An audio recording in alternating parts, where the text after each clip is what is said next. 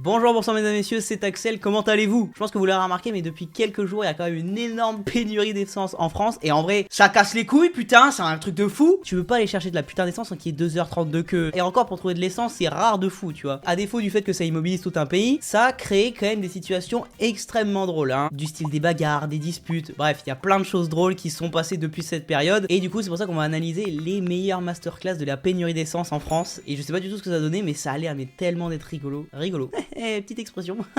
Ça doit être super drôle et du coup, c'est pour ça qu'on va y aller. C'est parti.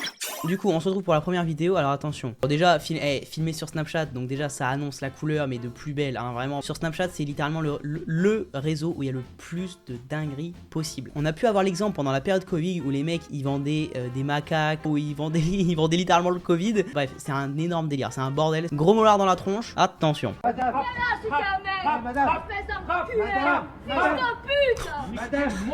messieurs dames, Oh, messieurs dames, mais il se passe quoi? madame, messieurs dames, messieurs dames.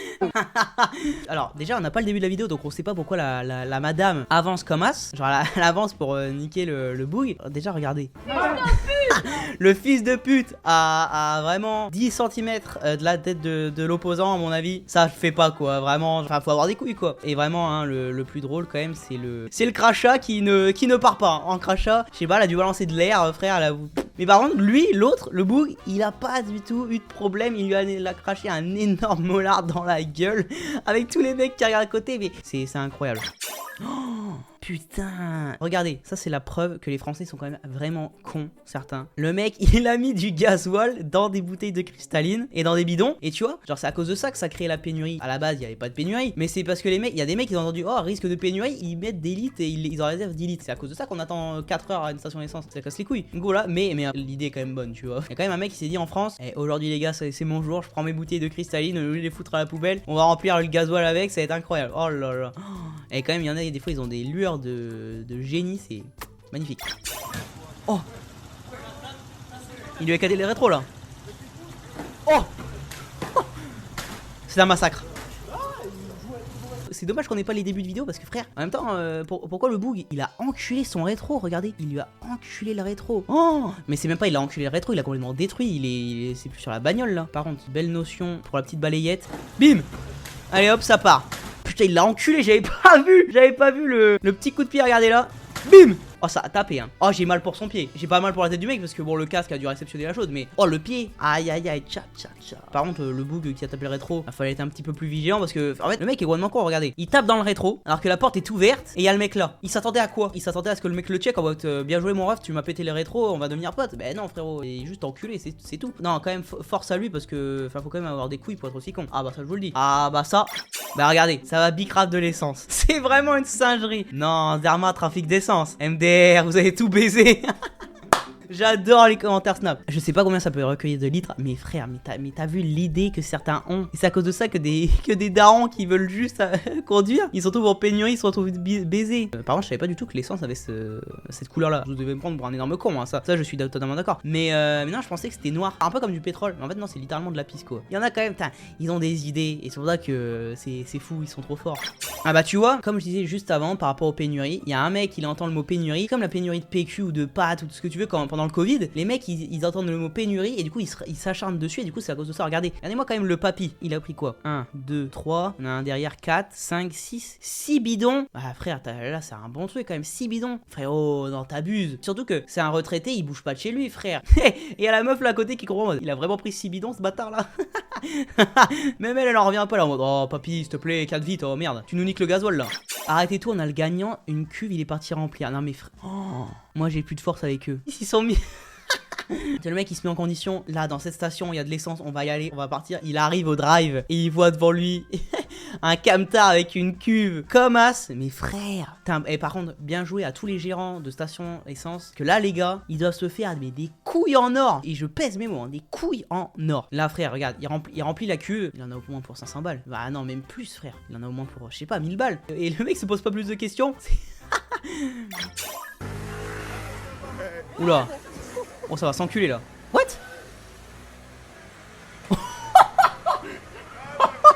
Oh le coup. Bam. Mais monsieur, mais c'est que du gasoil.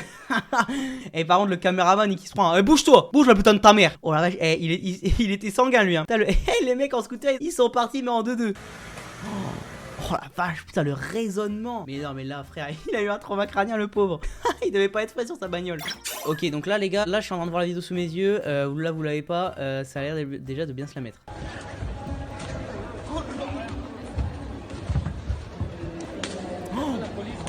Oh la claque de...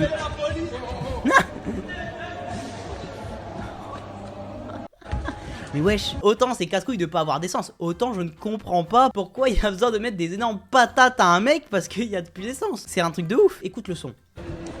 Bah oh elle a dû piquer celle-là mon pote hein. Oh la vache, il lui a mis un coup droit, pas deux hein.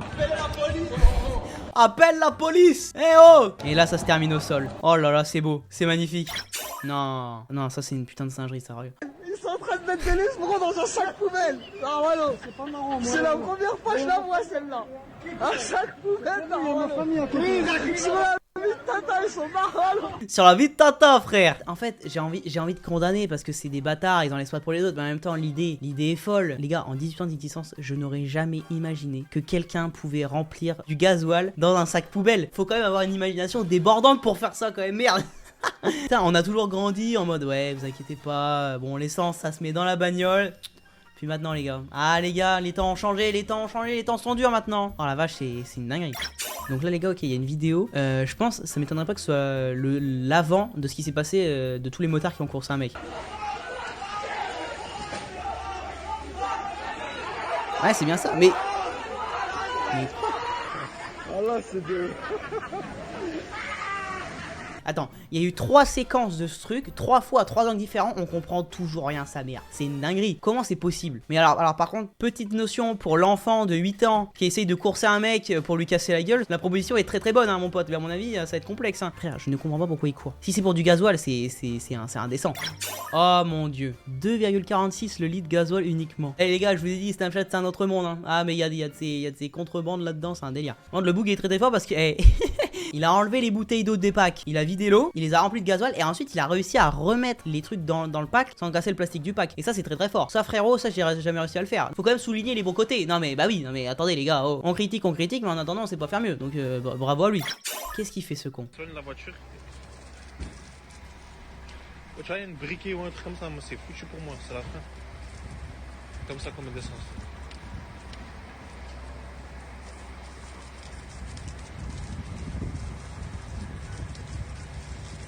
Mais c'est quoi ce fils de pute là? Non mais là j'ai même pas de vannes qui me viennent. Non mais attendez, le mec il a snappé une connerie monumentale, un truc de fils de pute hein, déjà voilà, pour faire rire ses potes en disant des trucs de trise et ça fait rire personne. C'est foutu pour moi. C'est foutu pour moi, c'est foutu pour moi. Bah frérot, mais tout ce qu'il a déversé à côté, mais c'est quoi cet enculé là? On est où? Regardez tout ce qu'il met à côté frère, c'est une dinguerie. Soit monsieur est très con, soit monsieur est un blagueur nul. Pour moi là c'est juste un acte d'enculé, non mais faut pas déconner n'empêche. Quoi? Non là attendez là c'est chaud. Quoi? Il fait des petits pochons.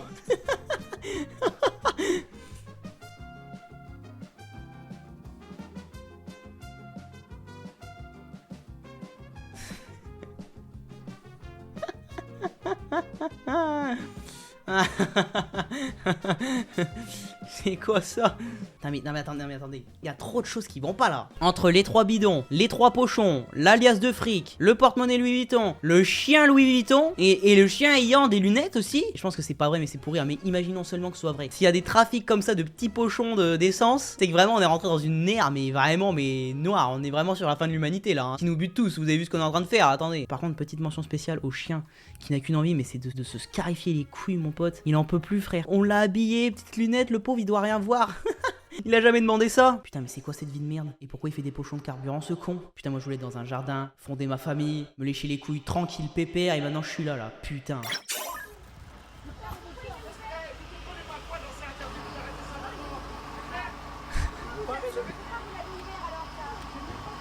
Il en a rien à foutre. Arrêtez avec ce putain de bidon parce que je vais le prendre, votre fils. Et ça vous allez le payer pour rien. ça casse les pieds, ça. C'est la police, monsieur, je suis pas en train de vous dire d'arrêter. On avait rien à foutre. Il était en mode, la police? Bah rien à foutre, c'est pas vous qui conduisez ma bagnole? Bah oui, bah ta gueule, allez hop. Ah non mais les couilles du boug. Regardez, 3 éléments. Le mec, il y a les policiers, les flics le regardent. Et hop, en attendant, il y a une petite main sur la gâchette et il y a de l'essence qui coule mon pote. Là, il en a rien à branler, bah oui, bah oui. Non, non, c'est pas ce que je crois. Non, non. Voilà la France. Elle est belle la France.